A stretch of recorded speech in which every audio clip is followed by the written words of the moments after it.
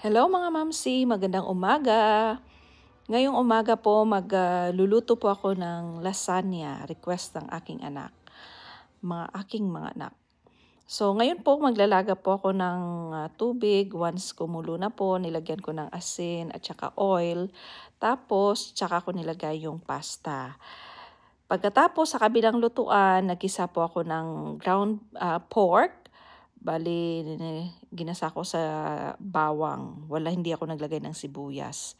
Tapos, nung umukay na, naglagay ako ng diced tomatoes. Kasi gusto namin masarap yung lasagna or pasta pag may diced tomatoes. At saka lagay din po ako ng Filipino style sauce. It's spaghetti sauce. Tapos sa kabilang lutuan, kumuha po ako ng white sauce para mamaya sa toppings at saka sa bottom ng pasta. So, yan po, ipapile-pile ko lang po yan. Naglagay muna ako sa bottom ng white sauce. Tapos, inilagay ko yung pasta. After ng pasta, nagdagdag ulit ako ng konting white sauce. Tsaka ko nilagay yung spaghetti sauce o red sauce.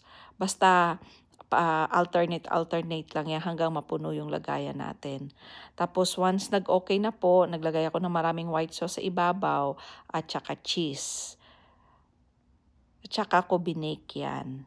So, yan lang po. Maraming salamat. Thank you for watching.